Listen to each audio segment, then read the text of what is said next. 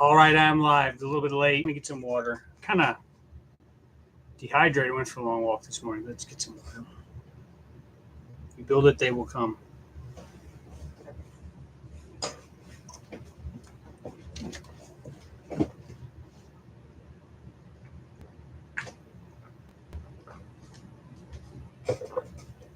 Stay hydrated, people.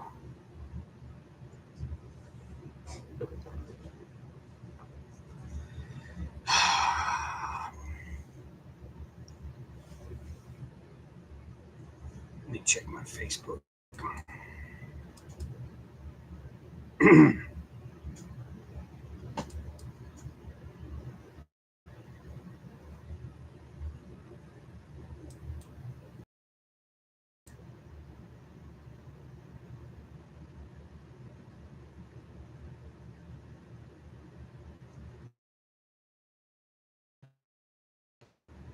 All right, folks. I'm just checking my Facebook to see if social media.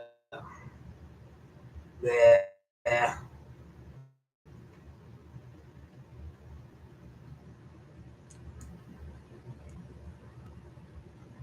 All right, so we just wait. It's only been a minute, so we'll see. I'll just hang around for a little bit.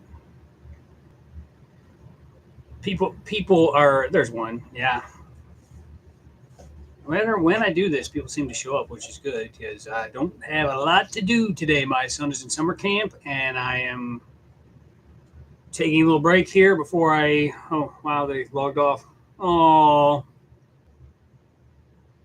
I guess they're waiting for me to show some skin. They keep logging off. Nope, no skin on this channel. Nope, just me in my weird little basement. Let's see if we get a couple people in here. Yeah, shoot me some topics. I've been talking about a lot about Ozzy on my channel lately. We don't have to talk about that. I always wonder who's out there. Some people say and some people don't. Kind of a mystery. By the way, I shaved and trimmed my mustache for this video. There's two. Gotta look my best. My lady doesn't really like my mustache, but I'm like, I had it when you married me. Actually, when we first started dating.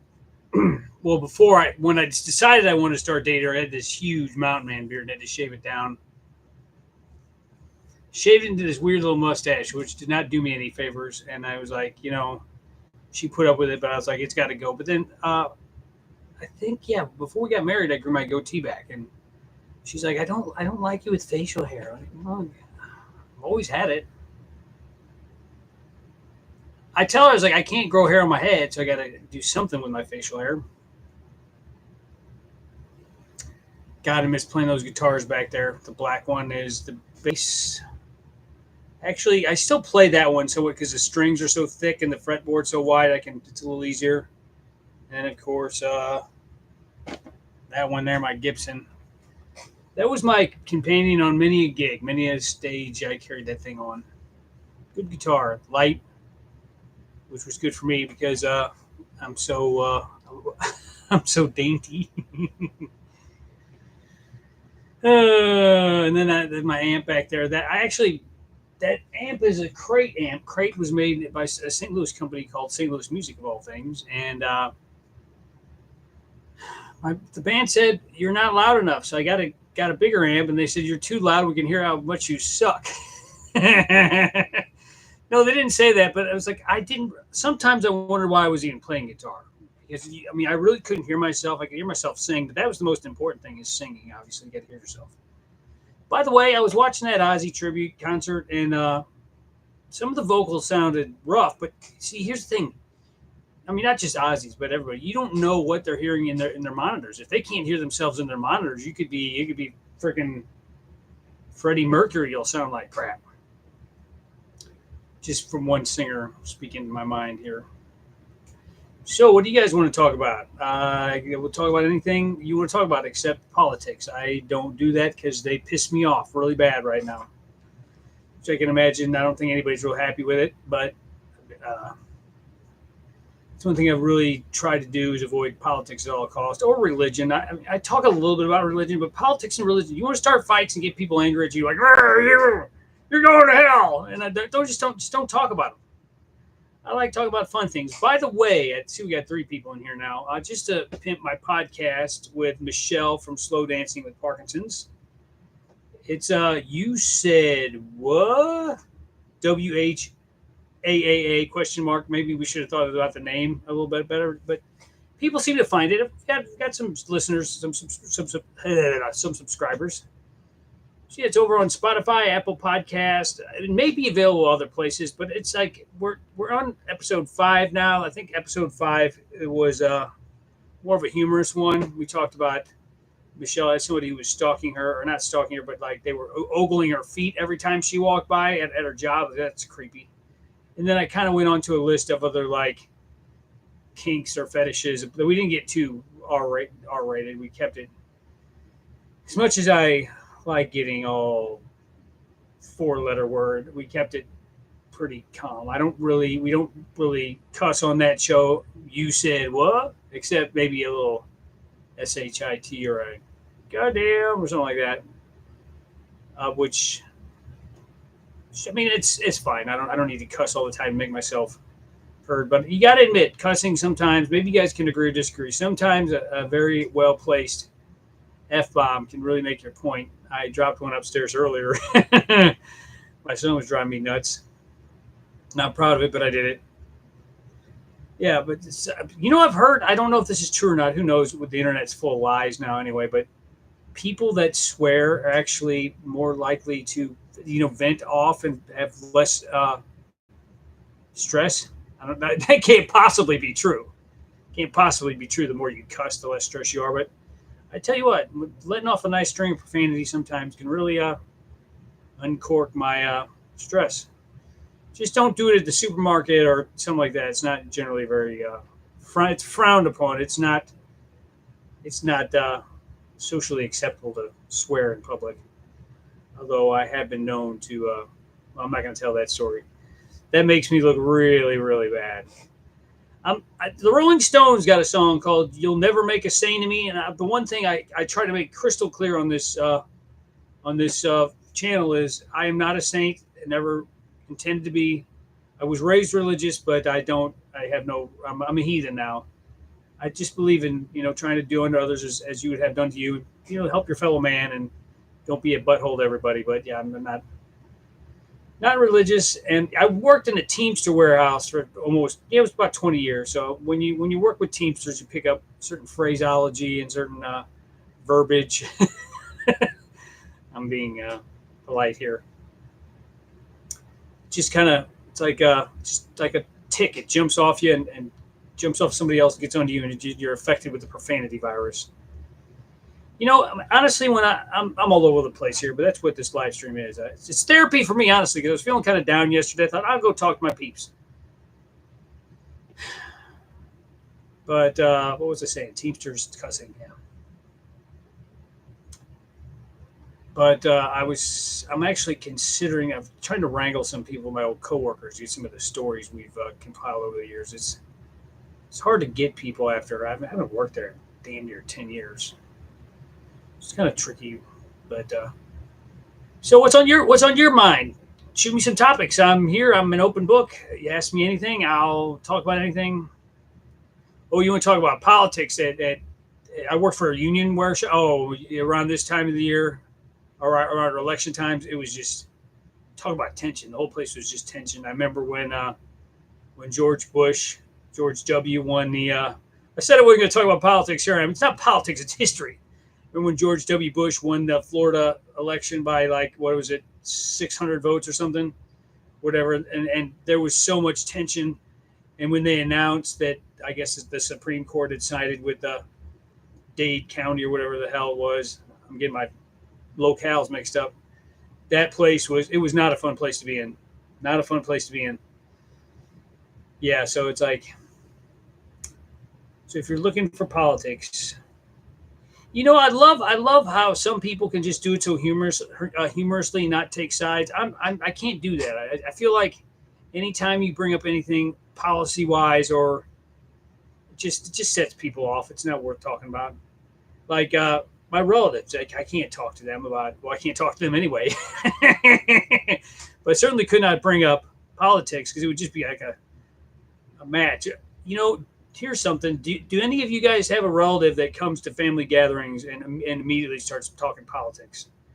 There's always one or two of them, and it makes it awkward for everybody. I did have this uncle, and he was a legendary guy, but he had some very strong political opinions, and he would get a few beers in him or whatever, whiskey and scotch, whatever the hell, and he'd start shooting his mouth off, and it was like you just had to let him go. He was a I wouldn't say he was a dumb guy. He was actually a very smart, adventurous dude. I actually had a lot of respect for him. But when he got drunk and started talking politics, my dad was like, "Okay, time to go. Grab your coats, kids. It's time to leave." But at the time, I must have been like 13 or 14, probably younger than that. And I remember being fascinated because he was talking about names and people that I'd never heard of. And like when Johnny Carson would come on, whether it was at his house or otherwise, I didn't get any of the jokes. And I would hear the crowd laughing. I'm like, Dad, I don't get any of these jokes. He's like, son, this is way over your head. It's just kind of like if you would go back and watch maybe some of the current political talk shows now and you had no reference for what they were talking about. It would be like, don't make no sense. But yeah, my uncle, he'd pop off and he got on a roll and that was all we needed. Get your coats, kids. Yeah, he'd speaking to swearing, he'd start swearing, and yeah, he had a real bugaboo with certain televangelist, which don't we all? But yeah, and that was kind of a sore spot for my dad and my mom because they actually, I think, at some point watched televangelist. And then my grandma would get started. I remember, I don't know if she was drunk or not, but she got started. She got started. I think she actually said. She dropped some cuss words, and I was like, Grandma's cussing. My dad said, grab your coats, kids. I'm in a silly mood today. I mean, I don't really even need to chat, but if you guys want to say something, feel free. I'm here to talk. I'll be here all night. I'll be here all weekend. No. I usually try to pop on and sit around for maybe, half hour, 45 minutes. If the conversation gets going, it goes longer. But I just took my meds a few minutes ago. I'm feeling pretty good. Went for a long walk this morning. It's the weirdest thing to explain to people how I can walk when I'm off. And then when I'm on, I can't even barely. Like I have to grab. I got a rolling chair here. I have to grab it and slide over to the door over there when I get up. And probably have to grab the walls, and I got another rolling chair out. There's like a little lip here, so I don't want to fall down there. So I've got another rolling chair to get up the stairs, and I got double handrails. One of the things, I've said this before, one of the things I worry about is that people are, what?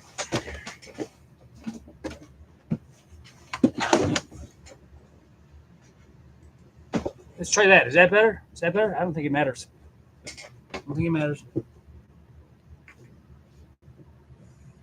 But one of the things I want people to realize is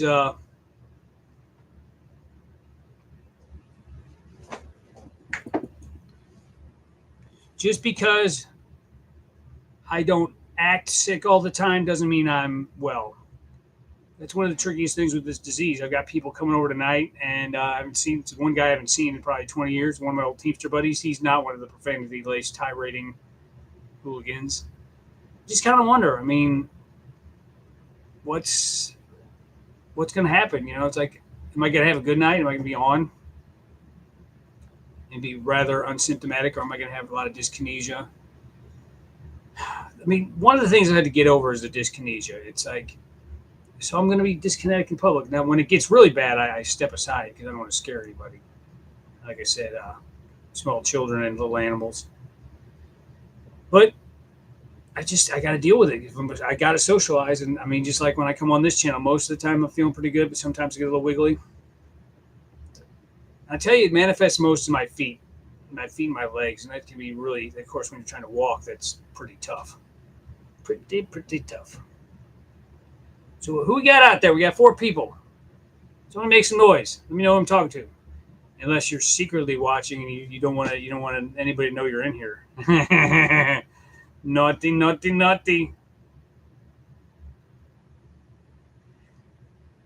let's see, what else can I talk about? I love the interaction, but I guess some people just want to watch. That's cool. Let me see. I've been going through my old. I've got tons of old CDs and yes, CDs and discs full of my old music, and I'm picking out some. I'm on Spotify under Jeremy Mack. I think my picture is like the little Trent handshake so bad I don't do much. Okay, that's cool, Trent. Just nice to know you're here. I know the feeling. My hands shake real bad, and even when I'm disconnected, I'll hit the same key like 5 times, like dope, dope, dope. But yeah, I mean, so it's Jeremy Mack. It's the on Spotify. I think it's on Apple Music too. It's the picture of me, which is my face and no mustache with my blue glasses. I'm thinking of putting more stuff up there. I've got a whole lot of stuff, but honestly, I don't know. I feel like sometimes putting it on Spotify doesn't cheapen it, but I mean, I guess people that's the only way people can hear it. But I'm an old school guy, and you can't give people CDs anymore because people don't have CD players. But I'm a CD guy, but I guess you got to do what you do. But yeah, I mean, I'm trying to go through, but I've got several. I mean, I probably got dozens and dozens of songs now. A lot of them are dookie, but some of them are good. When I was in my recording days, if you could see, I have this big recording console over here. It recorded on little cassette tapes. What ended up happening was a lot of the stuff I recorded was just exercise. It was just practice for learning how to do things. So you'll hear me doing weird growling or like really like chewy, heavy guitar riffs that you can't hear, and then doubling stuff. A lot of it was just experimenting to see what I could do. And I made the mistake, or not a mistake, but I would give these tapes, these cassette tapes to people, and they wouldn't be able to get through the first song because it was like they weren't really meant to be. They were songs, but they were just exercises. And I think sometimes when I listen back to my old stuff, I think I need to view it through that lens, that it wasn't me trying to really write a good song. It was just me practicing my songwriting chops, which my friend Sam Wade, we go way back. He was back during we called it the 2 tape deck era, which we would record on one tape deck and then run it through a mixing board and then record on top of that tape with new overdub. So it was like, but it wasn't like the Beatles where you could go back and redo it. Once you recorded, it was stuck. So there was a lot of, it's just because before, I mean, when I was growing up, multi-track recorders, nobody had that kind of crap. It was expensive. You had to go to a studio. And I remember this guy I used to work with spent thousands and thousands of dollars to go to studios for studio time. Now you can just do it in your home on your computer. But it's just one of them things. I've got a lot of music to get through. And I guess I'm not going to die anytime soon that I know of. But I guess I do have this fear, though, of like passing suddenly and having all this music or some music that I would want people to hear and it never getting out. There's a section on my YouTube page. It's called My Music Playlist, and there's some stuff on there. There's some of my favorite stuff on there. Yeah, but I love my recording days. That's probably the hardest thing for me with Parkinson's, is not being able to play my guitar consistently anymore. I mean, I used to sit down here, even on this computer I'm looking at right now, and just play and then stop and record double the track, play the same thing twice, 2-3 times in a row, sing, which I can still sing. Not as good as I used to, but I can still sing. And just, I miss that creative outlet. I mean, you ask my wife, I just disappear down here for hours recording music and just experimenting with sounds, which is why I love the Beatles so much, because I've heard some people say they're overrated, and I get they're not for everybody, but the Beatles to me was the start of realizing what music could be. Now I listened to a bunch of, I'll say, crappy Christian music. It wasn't very good. It was imitating other stuff before that. But when I heard the Beatles, I mean, it was, I guess, when I was listening to stuff, it was like early 90s, Beatles were like 60s. So roughly 30 years later, this stuff was still blowing my mind. And I still listen. In fact, I was singing Lucy in the Sky with Diamonds earlier, and I was thinking what a mind-blowing song that was when I first heard it. Yeah, so big Beatles fan. You guys got any bands you like to listen to? Hopefully got at least one Ozzy fan out there. Yeah, that's the thing about live streams. People with Parkinson's can't really type that well, which I'm laughing because I get it, especially when I'm shaking. Now my Cinemat really controls my trimmer. Pretty steady there. But it does make me very uncoordinated, as you know, those of us who have been sick for a long time. Either way, it's good to be heard, good to talk. One like, there we go, one thumbs up. Yeah, Trent, we've talked before. You've commented numerous times on my channel. I remember you. You know, YouTube has gotten to be kind of a swamp of. It's just so hard to find stuff anymore. There's so much content. When I first started this channel, my views were, I was getting about 600 to 1,000 views every video I put out. Now I'm lucky to get 500, and it never really goes much higher than that, which I'm fine with. But it's weird, and I guess it's a good thing because a lot of other people are sharing their story. But I think there's a lot of AI content out there, and there's just so much garbage on YouTube. There's a glut of content, just like with my podcast that I'm doing with Michelle. You said what? On Spotify and Apple Podcasts. I think that. There's just so much to listen to. I mean, I listen to maybe 3 podcasts. I listen to the Conan O'Brien one. I listen to Joe Rogan sometimes, and then there's one it's called Tell 'em Steve Davids. If anybody remembers the movie Clerks, it's Kevin Smith. Those were the guys that used to run his comic book store. And I can't barely keep up with all 3 of those. It's kind of like I do podcasting and my YouTube. Well, I do podcasting for fun. I do my YouTube channel as kind of a therapy and reaching out to people. So I just get so much good feedback from people, and it makes me feel good to help other people.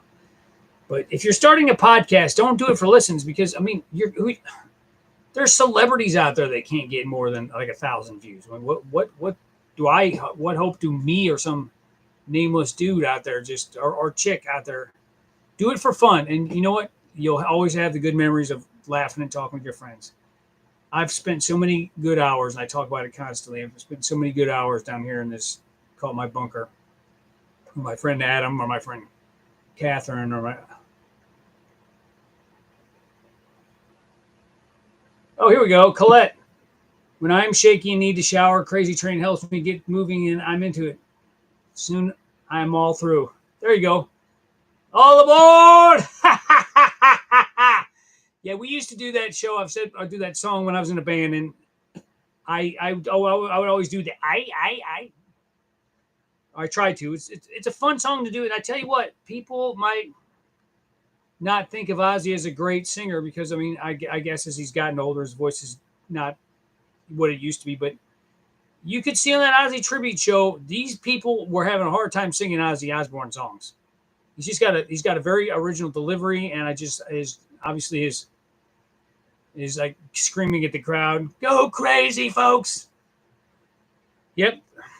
It's weird. My son we were watching Ozzy do something, and he goes, "Dad, Ozzy can't die, right?" I was like, "Oh, well," because obviously, my son knows I have Parkinson's as well. He's 13.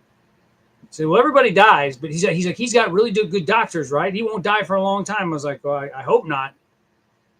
But I'll be honest, that Ozzy tribute show, I mean, it was a lot. It was a lot to take in. This guy that used to run around the stage like a madman, and he was dead. He was having dyskinesia in his leg, and he was. I mean, for what he was dealing with, he was singing pretty good, but you could tell his voice was a little craggly and a little rough. But I mean, as a fellow performer, not that I'm in any league with Ozzy, but I knew that feeling of going out on stage. Going out on stage is the greatest rush that I ever had. I was fortunate enough to play a bar that was like full. It was, I guess, just maybe probably 200-300 people in there. Maybe not 300. Let's just say two at the most, 250 at the most street most. And I thought I was King Creole. I thought I was Elvis. It was amazing feeling. But it's, oh yeah. Back in my teaching days, Crazy Train was my students' favorite pep band song. Yeah, it's a great song. It's a great pump-up song.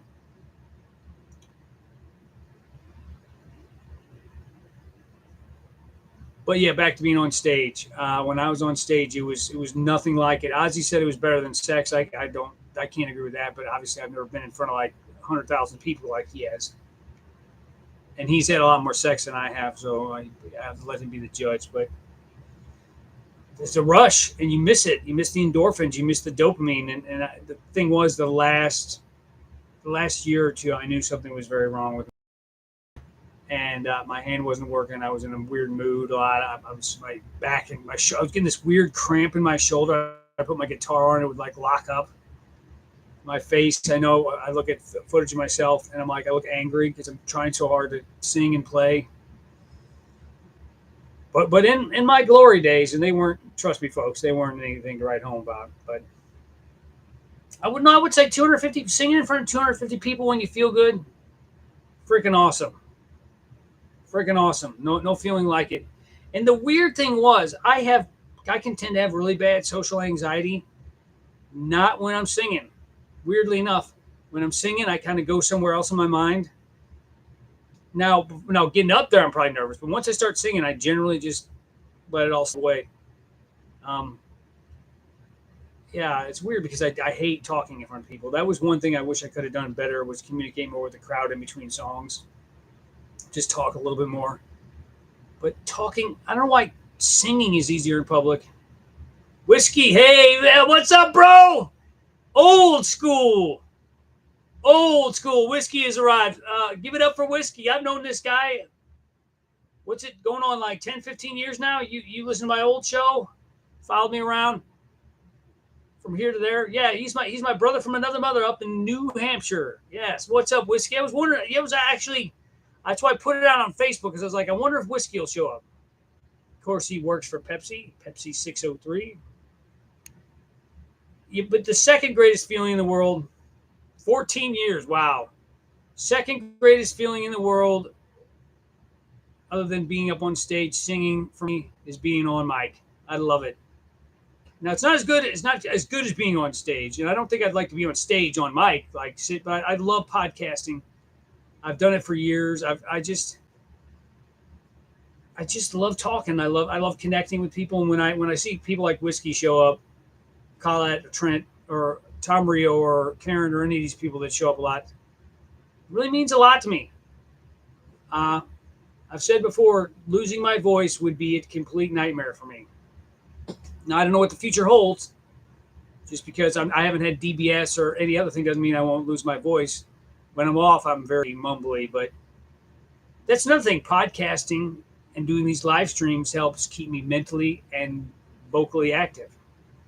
Use it or lose it. My wife would tell you I use it all the time. I wear that sucker out. Oh, that sounds like maybe a dirty joke. It's not dirty, folks. Stop making it dirty. It's not dirty. I wear that sucker out. Whiskey gets that one. I just love talking. I mean, honestly, if I could go back in time, I probably would have been a radio host. That probably would have. And the thing about being a radio host, you have to move wherever the job is, and that's why I didn't want to. When I found out that radio hosts have to move for their job, I was like, well, I want to stay. I want to skateboard. I don't want to go anywhere. So I chose a career in skateboarding, which landed me many sprained ankles and a lot of broken skateboards and no money. Then I got into a band, spent way more on equipment and guitars. John Butters, hey! Nice. Yeah, John, like I said, I've got more stuff. I've got more stuff in the works that I need to put out. The Take Me Away album was released in 2001. It's pretty old, and I don't sing. I only sing about every other song. But I'm still proud of what we did. I engineered and played probably most of the instruments on that. But I've got, and then there's some other stuff on Spotify under Jeremy Mack, which was like, I think it was I Walk Alone, which is a pretty dark song.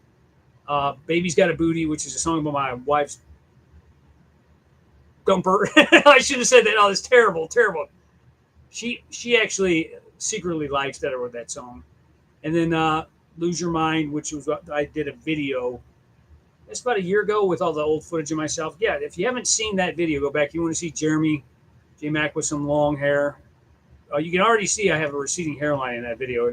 I was kind of a little bit in denial because I wanted to rock the metal look as long as I could. I was trying to live the dream, and I just looked pitiful. And by the end, I never took my hat off because it was just so thin and gross.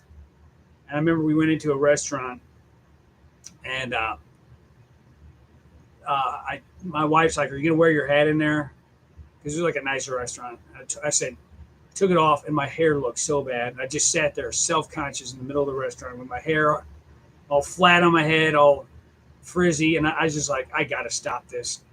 I'm embarrassing myself and everybody else. It was hard, man. Letting go of my hair was hard. That's why I always make jokes. That's why I always make jokes, and I always wear a hat because I want to get sunburned.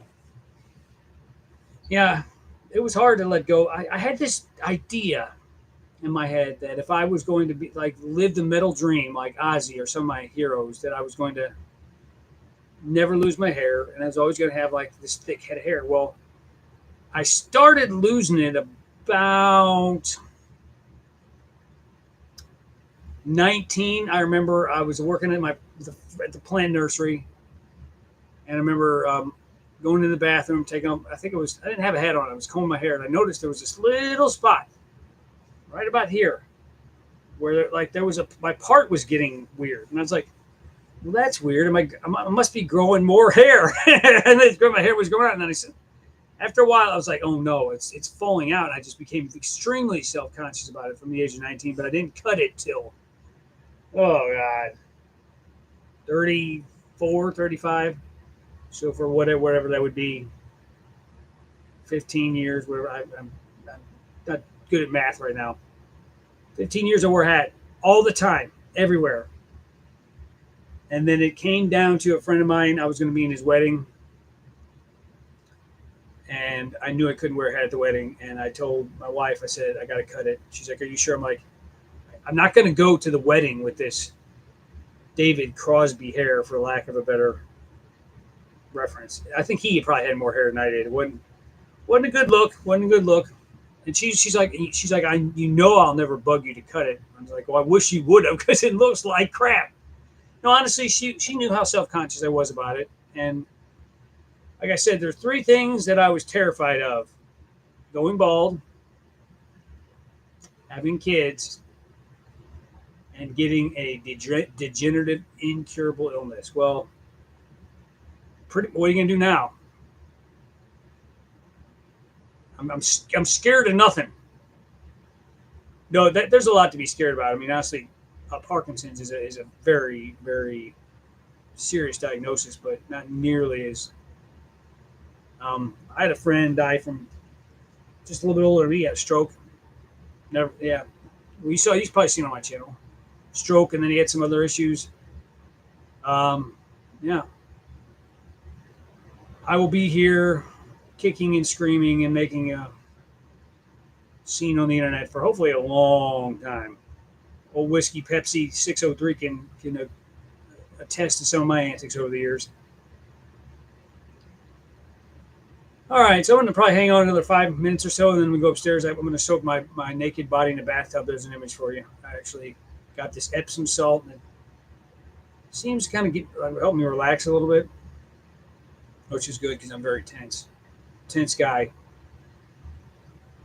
So we had Trent, Colette, Whiskey, John Butters drop by, and then there's some other people drop by. Let's talk soon. 12-hour shift. Gosh, dang it, dude. Yeah, you know what? I've got a cell phone now. Hi, nothing to report. Always good to see you, Karen, or see your typing. We've been using that little phrase that you said about curling up like a little spider. Me and my wife say that all the time right now. We've got a new pit bull. Yeah, Whiskey, I'll put your number on my cell phone and I'll call you. I'll actually I'll text you. I'll text you my cell phone number so you can just call me whenever you get a chance. But yeah, Karen, we've been doing that. Remember you said sometimes Parkinson's make you want to curl up like a dead spider. We've been doing that. And when my black pit bull gets in bed, she does this rollover thing puts her belly in the air. We call her like a dead spider. So yeah, your little saying has made its way into our house. Sounds good. All right. I would tell you not to work too hard, but I think it's too late already. Pepsi Whiskey. Peace and love, brother. Yeah, it's been pretty good turnout. I mean, like I said, I mean, I love when everybody participates, but I mean, one time I actually had like 25 people in here on one of these chats, but it turned out a lot of them were spam bots or something. There was like profanity all over the place, and I'd rather have 5 or 6 or 7 people that enjoy it than Karen laughed at that. Than 20 people that are shooting. Uh, yeah, take it easy, Karen. Talk soon. All right, I can't get up at the moment, so I'm just gonna hang out for a little bit. Any last thoughts? Anybody got any last thoughts? I'm going to go. By the way, we are. I think me and Michelle are doing a podcast tomorrow. We're a week ahead, so this next one is about that will drop. I think it'll drop tomorrow or Sunday. Either way, it'll be ready for next week. It's about bullying, stories of being bullied and being a bully ourselves. And let me just tell you, Michelle once again has proven she's a much better person than I am. I'm just gonna say it. I was a little shithead. Some of the crap I did. In fact, she said, "Make sure you don't have any names on there." I was like, oh, "I'll take them all off." But yeah, so we're enjoying doing the podcast. Uh, you know where to find it: Spotify, Apple Podcasts. You said, "Well, it's a little picture of me. There's a picture of me and her with a glass of wine." So yeah.